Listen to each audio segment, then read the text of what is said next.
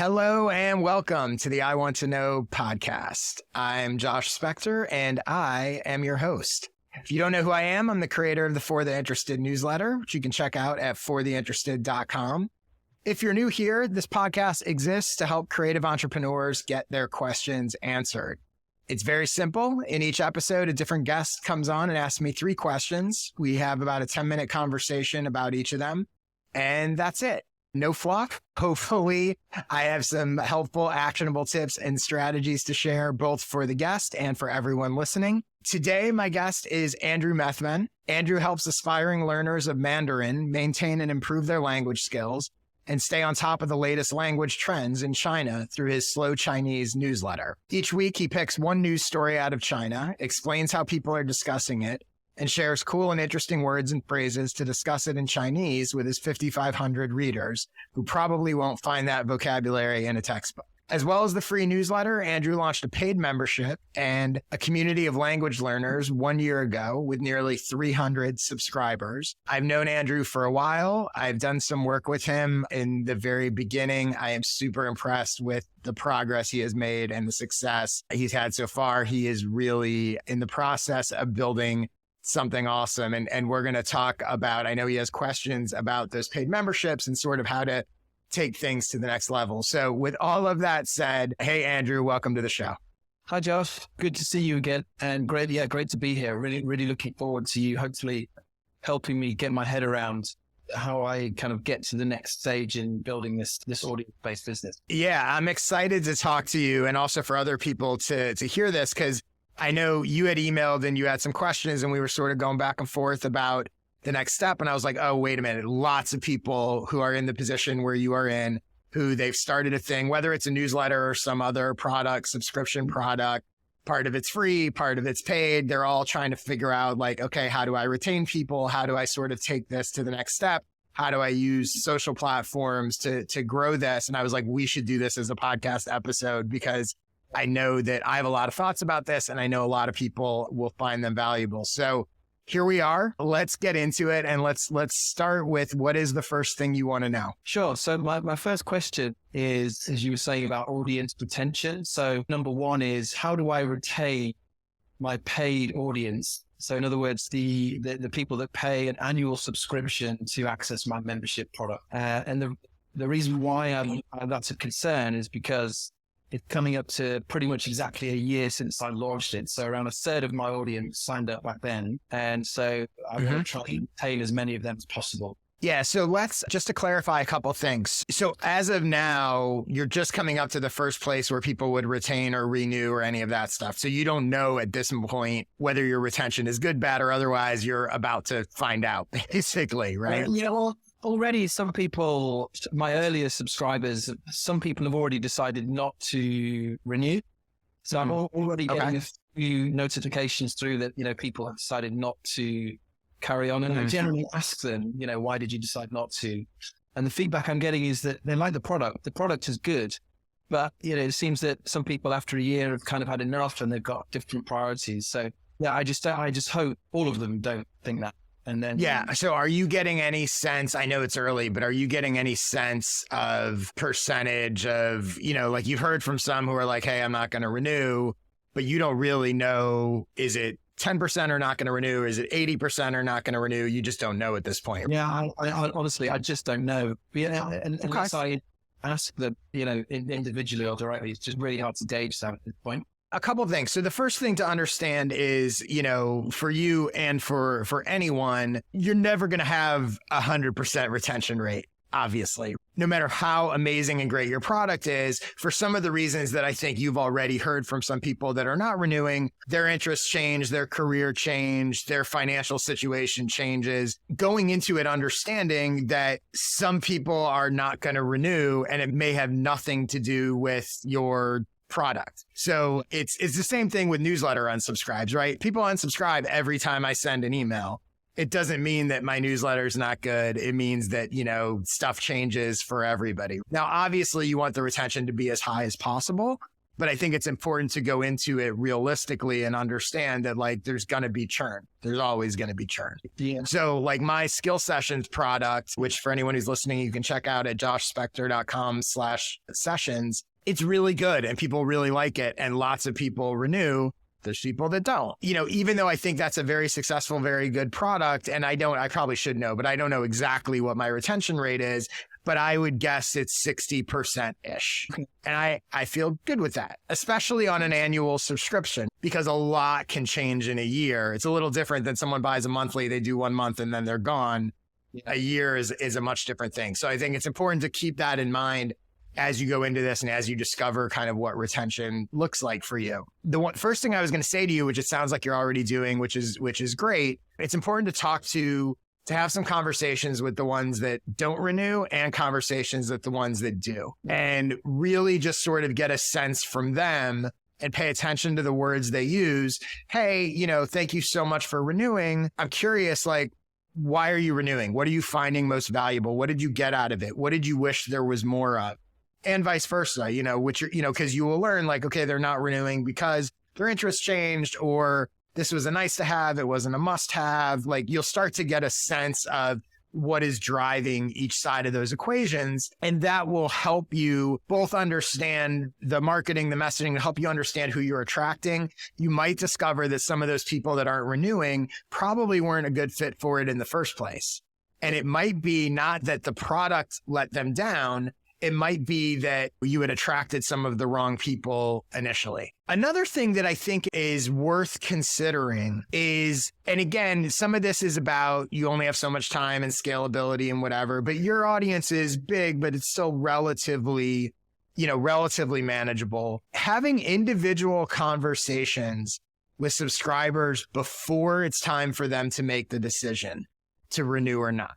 So reaching out to people a month, 2 months in advance, whatever it is, even if it's a couple weeks or whatever it is, and not in the context of the pressure of, oh, you have to decide whether or not to renew, but reaching out to them and having those conversations about, hey, you've been here 10 months. I'm making this up, but we're 10 months into this thing. How's it going for you? I want to say thanks. I hope you're finding it helpful. I'm curious to learn from you what you'd like more of or less of. It doesn't have to be a, hey, are you going to stay or go? It can just be that connection. And the thinking here is, besides you getting valuable information, that if you make each individual feel valued, make them feel heard, make them feel like they're a part of something, and ideally make them feel like year 2 is going to be even better than year 1, that's going to make them way more likely to renew.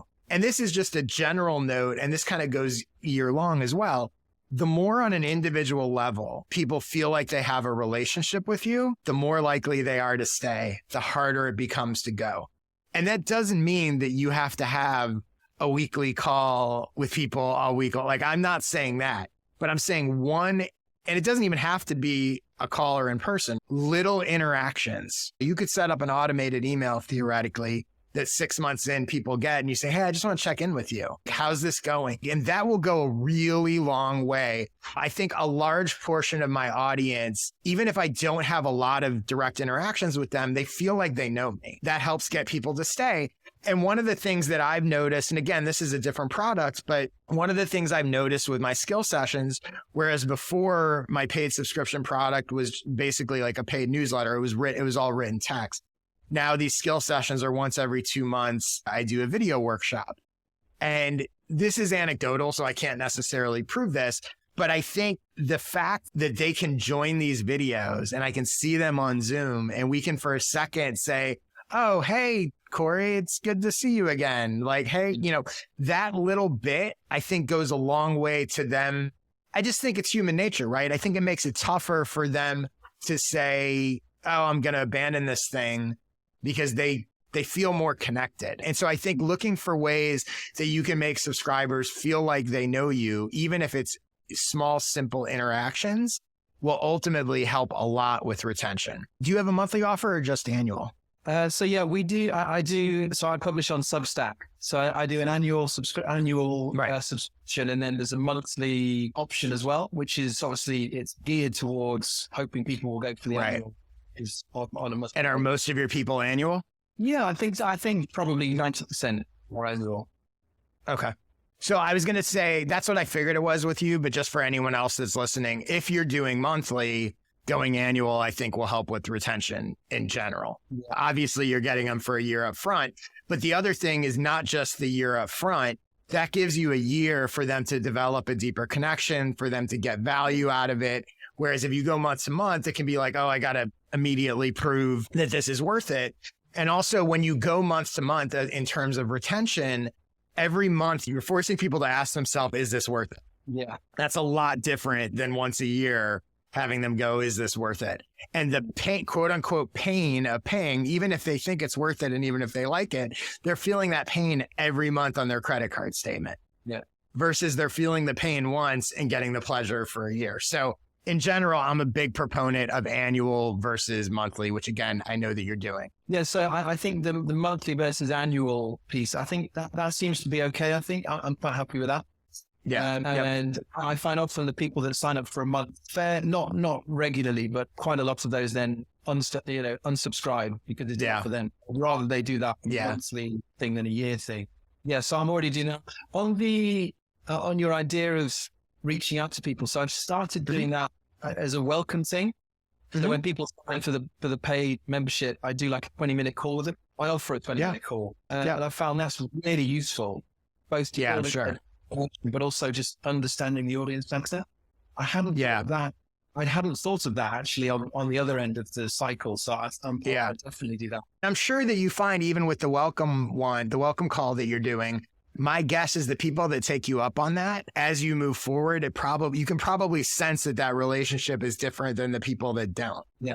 Like just that one call, that one goes a long way. The other thing I would say to think about, and this is in general, is when you think about retention, can you think of or come up with reasons for people to stay and renew for a long time that isn't just dependent on you churning out new content all the time? So there's no one way to do this, and it's different in every scenario, but this is why you'll see a lot of creators and stuff develop a community element, because they're hoping that the community will help people stick as opposed to just the constant flow of new content, which they're doing new content anyway, but thinking about what would be a reason for someone to stick with this other than just new content that I'm creating.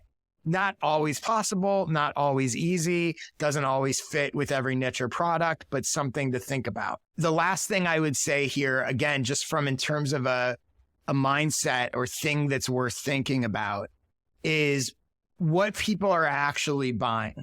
And what I mean is, in general, yes, people are buying the resources and the content and all of that stuff, but all of it is at its root, usually rooted in some sort of emotional reason that they buy. They're buying because they feel insecure about their language skills. They're buying because they want to impress their boss or their company or their whatever. They're buying because they're bored. They're buying because they want to find people. They're lonely, not in like a personal lonely sense, but they want to find people like them.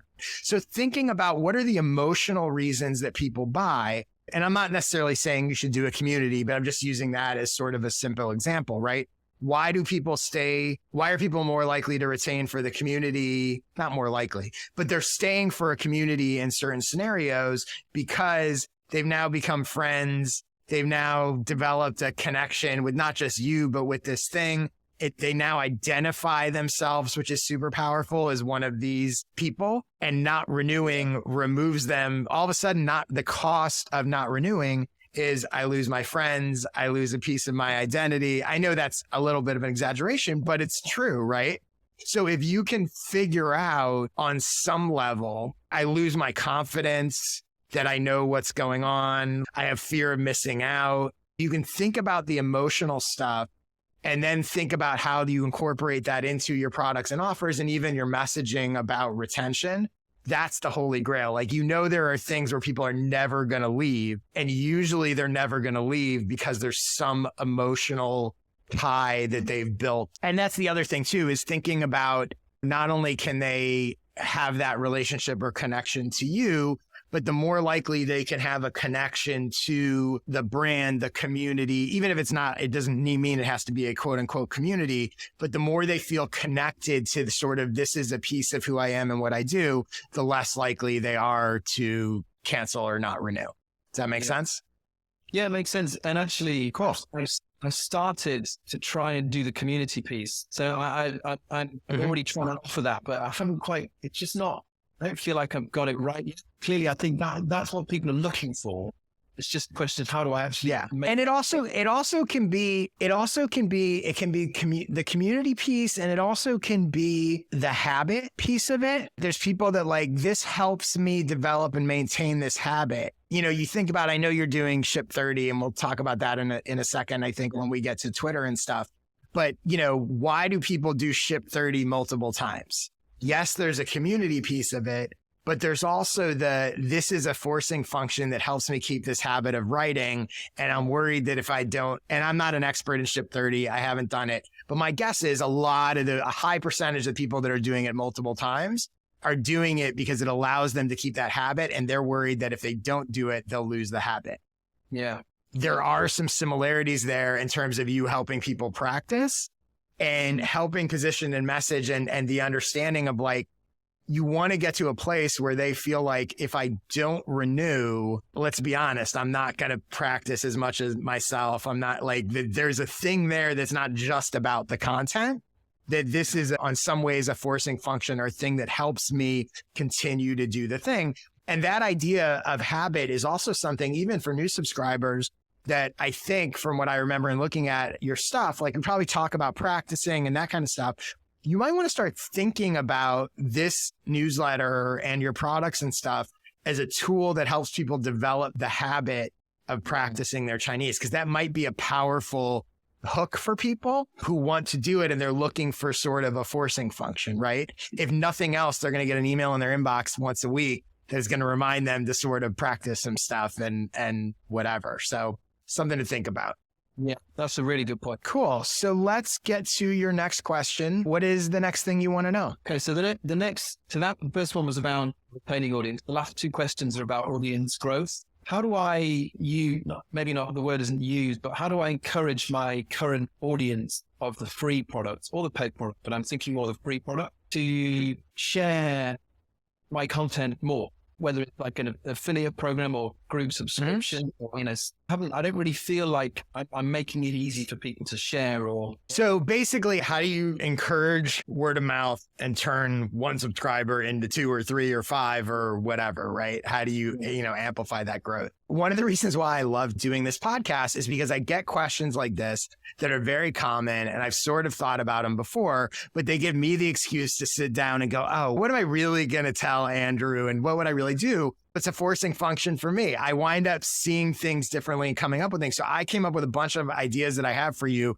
most of which I am not even doing myself. And I'm like, whoa, I should be doing that.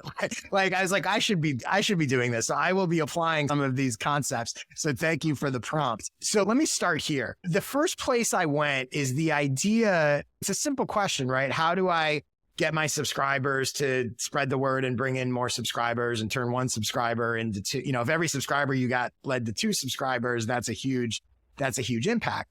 And the first thing I thought about is there's actually 5 different phases of subscription. So what I mean by that is the first phase is a person who is not subscribed to your newsletter, but they're considering it. The second phase is the moment they subscribe, or more accurately, the moment right after they subscribe. The third phase is during their subscription, which is where most of your people are, right? They've subscribed, they've been reading it for 3 months, 6 months, 8 months, 2 years, whatever. The fourth phase is the first time they pay you money for something. They do a paid subscription, they buy a product, they do whatever. And then the fifth one is the moment we were just talking about, when they renew. So the decision to go, okay, I've been subscribed to this for a year, I'm going to renew, which is different than the first subscription, different than when they're in the middle. So I was thinking about those 5 different moments or phases.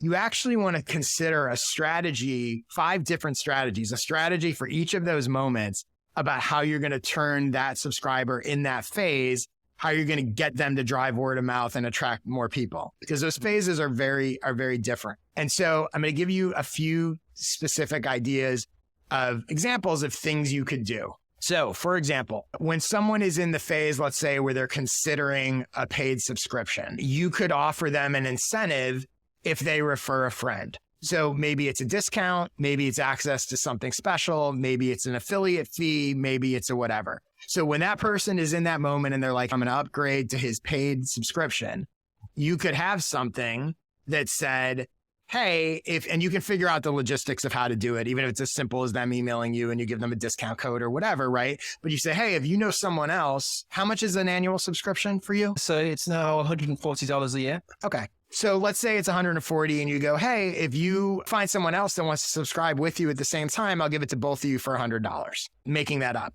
Or if you get someone who subscribes with you, I'll give the two of you a private call to whatever, right? You can come up with whatever incentive you want. But in that moment, to nudge them to both close the deal and subscribe, but also nudge them to turn them from a buyer to a promoter. Give them a reason to bring someone in. Most of those people probably know at least one person who would also be interested in what you're doing because they live in that world. So that's an example of what you could do with someone who's considering a paid subscription. The other thing is right after someone subscribes, you can incentivize them to tell others what they've done with a similar tactic. So remove the friction, make it as easy as possible for them to promote you, right? So the difference there is just you're using it up front or you're using it on the back end. Hey, I so appreciate that you subscribed. I'd be happy to give you $25 back if you tell someone else to sign up using this code or whatever. So again, same kind of tactic, just placed differently. So here's another one. So the mass of your audience who's in that sort of middle phase, they're subscribed to your free thing or your paid thing, but basically, you know, they're a subscriber, they're just sort of in the middle of all of it. You could create some sort of group growth challenge, for lack of a better term. And the idea here is that if collectively your audience helps get X number of new people to subscribe, it unlocks a benefit for all of them. So you could say, hey, and again, you could do it on the paid side or the free side. So you could say, I have 5,000 subscribers. Collectively, we get another 500 subscribers in the next month. And also, I think for people, I think a lot of people with referral programs are like, I'm never going to get 10 people to sign up for this thing. But everyone helps. And you're also creating a narrative arc. So you can, in each issue, be talking about, hey, guys, we get 100 new subscribers, like we're getting closer.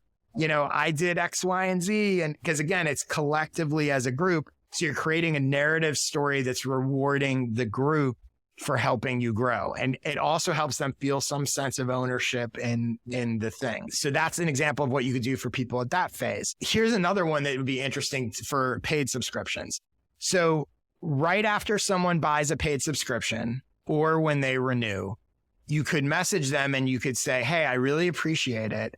And I want to give you the opportunity to gift someone you know a free year subscription. Okay. So yes, you're paying for this thing, but you probably know someone who would value this. I'm going to give you can email them and say, hey, I do this thing. I really appreciate everything you do for me. I wanted to gift you a free year subscription. For you, you don't make any money on that on year one, but it's the ultimate lead generation. Because assuming it's good, and again, it's more of a longer term play, but that literally turns one subscriber into two. And a certain percentage of those free subscribers, if they like it, will pay to renew the following year. And your new subscribers feel it's basically a 2-for-1, right? Your new subscribers feel like, oh my God, I had no idea. And I just bought this guy's thing. And now he's giving me this like thing that I can gift to somebody else and feel, you know, do something generous and whatever. This is a little inspired by, and I cannot remember where I heard it. I think it might be, there's a book by Jonah Berger called Contagious that's really good. It's all about how to drive word of mouth. It might be in that book, but there was an author, and I don't remember what the book was about, but it was like a relatively like niche book. Let's say it was about some scientific thing, some niche science thing. So he sent 2 copies of the book for free to all these professors in that area, unprovoked. He got a list of professors in that field. He sent them all 2 copies of the book. He said, one's for you because I thought you were interested. The second is for you to give to somebody that you think will be interested in it. It was such hyper-targeted, effective marketing because he realized what was going to happen was those professors could find his audience better than he could. And so I'm borrowing a bit of that tactic for you here, where it's like the people that pay for your thing can probably find other people who will value your thing better than you can. Yeah. And it doesn't cost you anything or any additional work because, yeah, you're giving it to them free for a year, but what difference does it make? You wouldn't have found them anyway. It's not like you're producing the same amount of newsletters or whatever.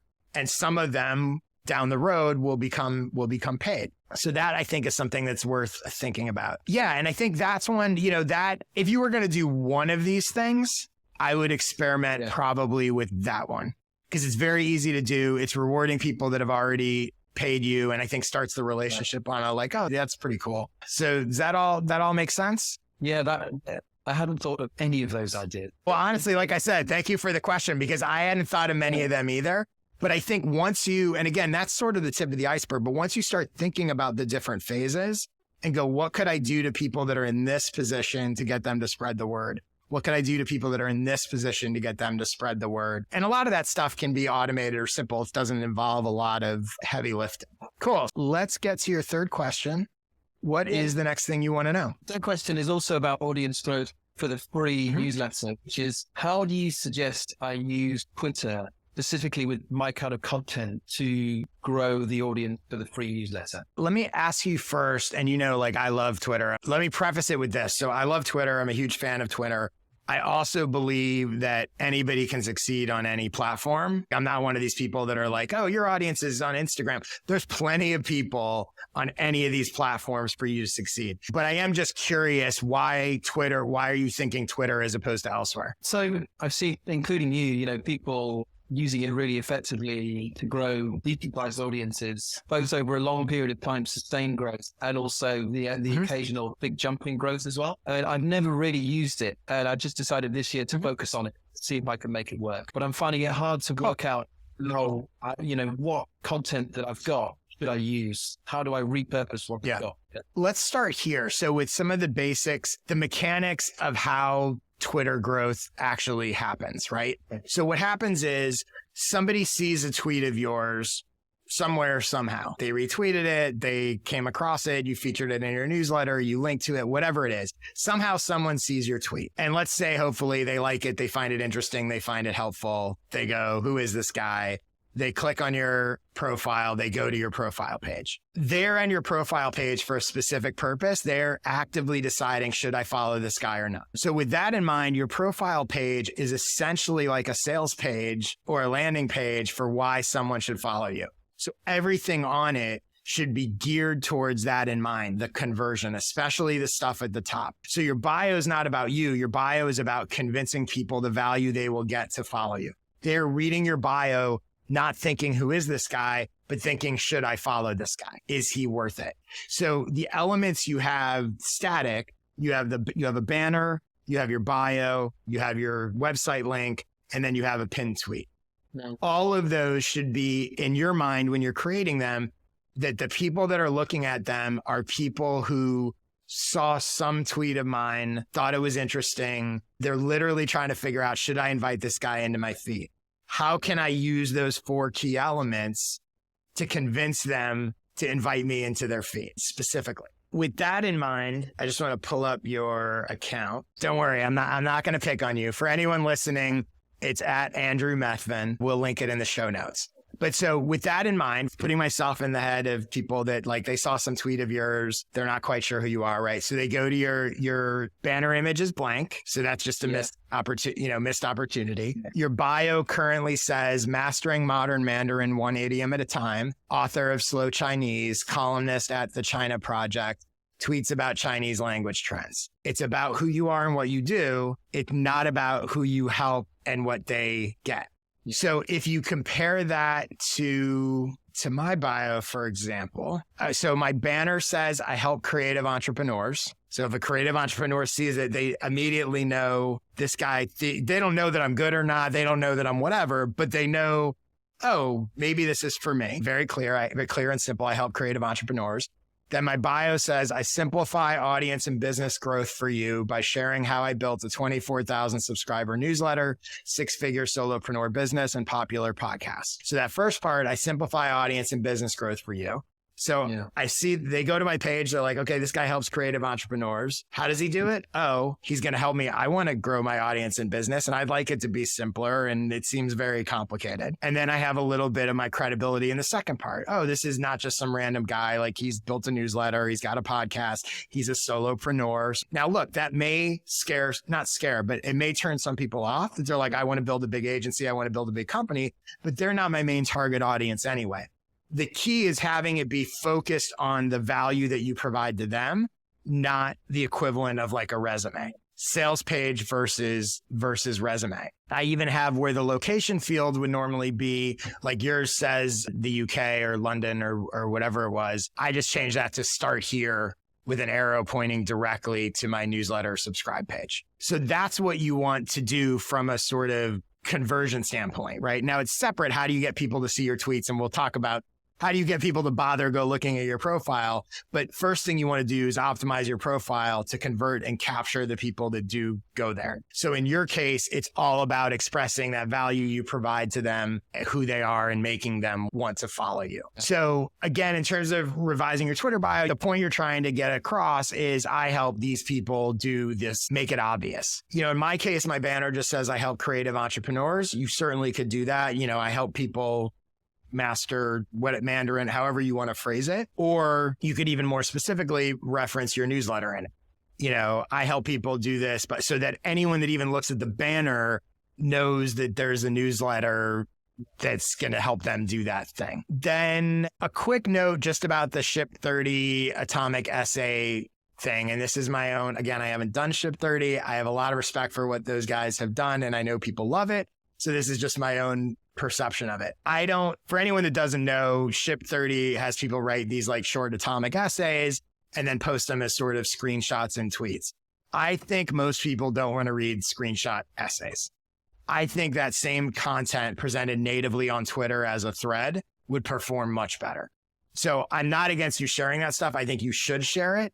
I think it will do better as a thread than it will as a image screenshot, something to experiment with. I mean, that's a minor thing, but thought I would mention it. Okay. So the next thing and the bigger piece of this Twitter growth is like, all right, great. You've got your optimized profile. How are you going to get people to see your tweets? How are you going to get people to your account? How are you going to get people to even see it? There's a really good book by Russell Brunson called Traffic Secrets that is not just about Twitter. It's about in general, this idea of how do you get traffic to anything.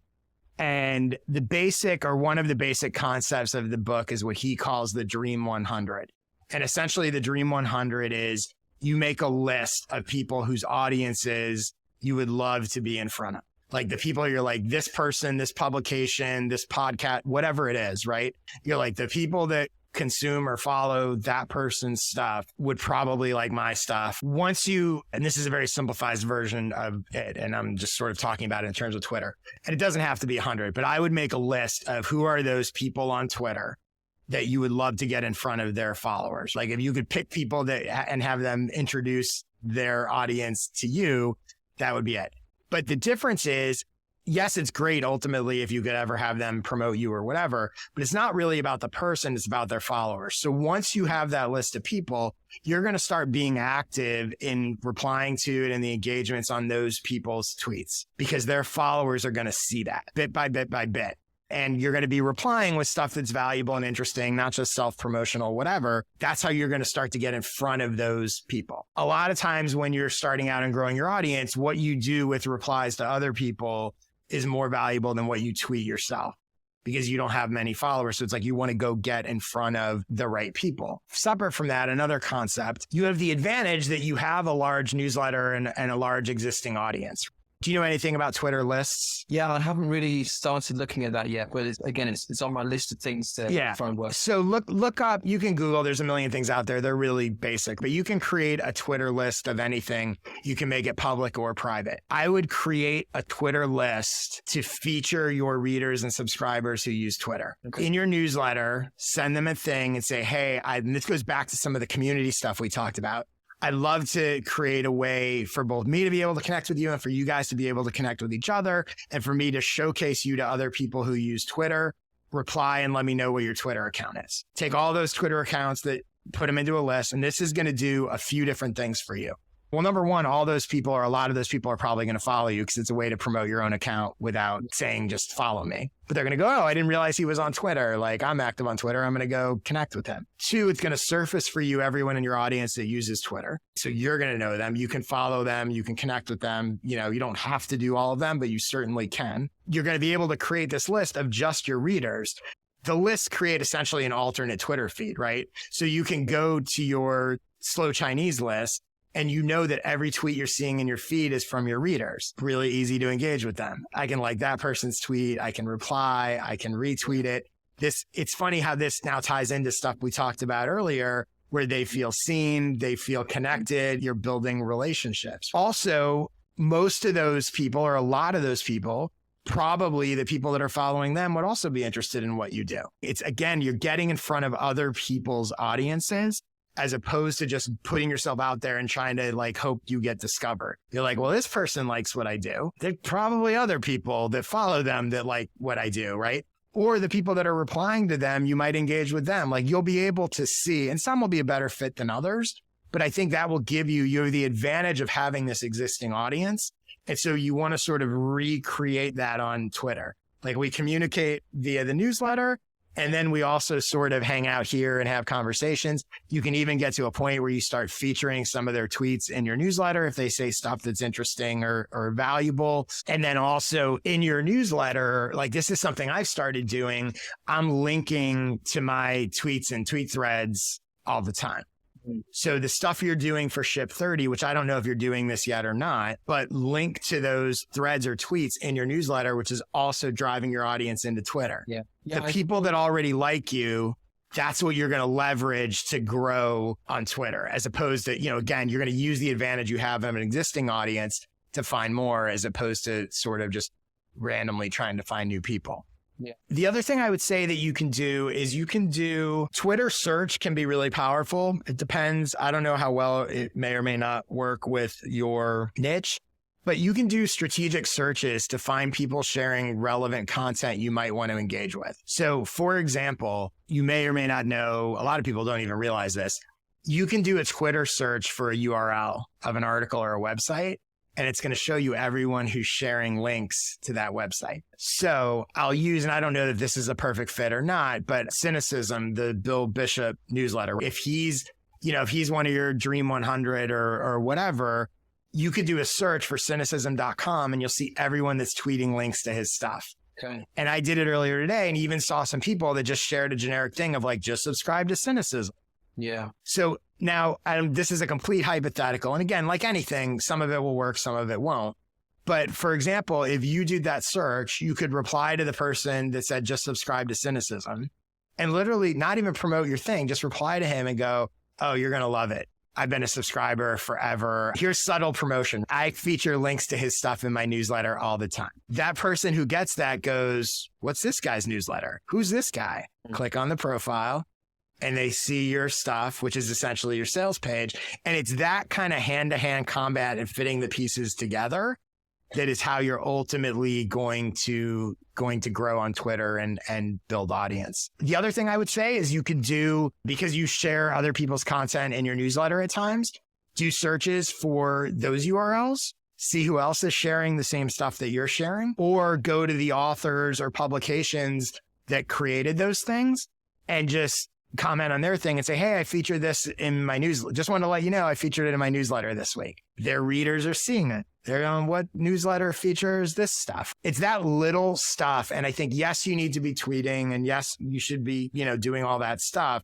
But I think having your focus be as much on the replies and getting in front of other people's stuff as it is your own can really help you with growth. Just one other sort of general off the wall concept or something to consider. And this could be done in a bunch of different ways, but could you use Twitter, at least partially, to have, again, as a prompt or a way to help people practice their Chinese? So could you have a daily conversation in one of your tweets where people have to talk or write in Chinese? So maybe there's a question of a day and you could tell your audience, hey, over on Twitter, and I'm saying daily, but it could be weekly or whatever, right? The conversation thread of the week, you could go, I'm making this up, but like every Monday, I post a prompt for us to talk to each other in Chinese. Either you can upload a video or you can do text or whatever. And it's a way for them to practice, but it's getting you that engagement. It's giving people another reason to follow you. So yeah, that might be one tweet a week, but they're seeing all the other stuff. Essentially, think about, can you use Twitter or some of your Twitter as a way to create a space for people to practice their Chinese that just happens to be living on the Twitter platform? Again, thinking about what they want, what they value. And then the last thing I would say is, and I think you'll have a better sense of this when you start to see which of your audience is on Twitter and how they're using it. But even asking them, hey, I'm putting more time into Twitter. What could we do that would be cool and fun? Like, I have this audience of 5,000, people, even though they're not all on Twitter yet, but like, I have this big audience. Like, any ideas, any suggestions? What would you guys want to see? And, they might not have any ideas, but some of them might have a cool idea. But you can sort of crowdsource some of it and experiment, and eventually you'll stumble into something. Josh, with the, you said about asking readers to send me their Twitter handle. Is that yes. better than asking them to follow me? Is there a difference? Well, so here's the difference. I think if you ask them to send you their Twitter handles, they will follow you anyway. Yeah. You could ask them to tweet at you if you want. But I think the key with this is, if you ask them to follow you, you're asking them to do something for you. If you say, hey, I want to put together a list that's going to feature you and drive more people to you, it's for them. And you can follow each other and find new people to follow and connect with. So I think you'll wind up getting both. I think it's unlikely that people are going to be like, hey, here's my account, I'd love to be featured in the list, and then not follow you. Sure. I mean, they might, but I think most people will do that. I've done this also in my newsletter creators Facebook group. People have to apply to join, but I let anyone in as long as they answer the 3 questions, right? And one of the questions is, I think I asked them like how many newsletter subscribers they have. Again, it doesn't matter what their answer is. I'm just trying to get a sense of who's joining the group. One of the questions is, do you want to get my newsletter? Like, give me your email address if you want to be subscribed to my newsletter. And the third question is something along the lines of, hey, I have a newsletter creators Twitter list. If you'd like to be featured on it, so people could see you and you can find other newsletter creators, give me your account handle. I don't know for sure. I'm pretty sure almost all the people that give me their account handle go follow me to see the list or whatever. Again, your list that you set up should be public. It can't be private if you want other people to be able to see it. But you can experiment with it. But yeah, my guess is that most of them, and the ones that don't follow you, you're going to see them. So you can go follow them if you want. It also creates like sort of a lead generation thing for you as well, to just give you a better sense and another place to have simple interactions with these people. Yeah. And you can see if you get, and I have no idea, but if you get 100 people to send you their Twitter accounts and you only went up by 10 followers, then you can adjust accordingly. And honestly, you could reach out to them individually or just in your newsletter, say, follow me. But I don't think that's going to happen. I think the vast majority would follow you. Okay. Especially because you're sharing stuff that's right in line with what they're interested in. Mm. So I could combine the two. So the list, making that public and then using like the word of the week or the word of the day idea. Yep. It can just be, hey, every Monday at noon, UK time, I'm going to post the thread. And then again, I think one of the things that people don't do that I think is a huge missed opportunity, and I strongly recommend you doing, is they tend to use Twitter and social platforms to promote and grow their newsletter, but they don't do it the other way around. So like if you do Monday at noon is our conversation thread or post on Twitter, your newsletter should be featuring, come join the conversation thread on Twitter, should be linking to it. The biggest driver of traffic to my podcast is my newsletter. I'm featuring and linking to my tweets all the time because it's a cheat code for the algorithm. I can make sure that all 24,000 of my subscribers see this tweet. I can't do that on Twitter because of the algorithm. And ironically, sending all those people and it doesn't have to be 24,000, right? Even a small bit, sending all those people to your tweet boosts the algorithm and says, oh, people, this is getting shared. So it actually helps you in the algorithm as well. You want to view it as sort of this back and forth exchange, or sort of this circular thing that continues. Twitter drives to newsletter, newsletter drives to Twitter. And I think a lot of people miss that. They just see social as a way to drive people to the newsletter. And, you could argue, you can make the case that the other way is even more effective and beneficial. But yeah, I would definitely do both. That's good. Yeah, I've just started experimenting with that. Yeah. Especially since I've been doing the shit 30 around, but there's a lot more that I could be doing that I hadn't thought of. So that's a really great idea. Cool. Well, this was awesome. Again, thank you for giving me the excuse to think through some of this stuff. I'm sure people are going to find this helpful. Let's get you some new subscribers right now. So tell people where they can go to check out your newsletter and all that stuff. Yeah. So just Google Slow Chinese newsletter. You'll find me on Google. It's Substack. So the website is slowchinese.net. And then obviously Twitter as well is Andrew Methven. Cool. Yeah. And wait, do you see, by the time you hear this and go to his Twitter account, you'll be amazed at how great his profile is. Awesome. Thank you, Andrew. For my stuff, again, my newsletter, fortheinterested.com/subscribe. My skill sessions, including one that I just released that actually fits with what we're talking about now, called the Content Maximizer, which is all about how to repurpose and get the most value out of your content. You can get all of those at joshspector.com/sessions. If you would like to be a guest on this show and come on and ask me 3 questions, just come up with 3 good ones and apply at joshspector.com/questions. If you want to see how I use Twitter, I'm there all the time at jspector. That is it. Thanks again, Andrew. Thanks everyone for your interest, and I will see you next week.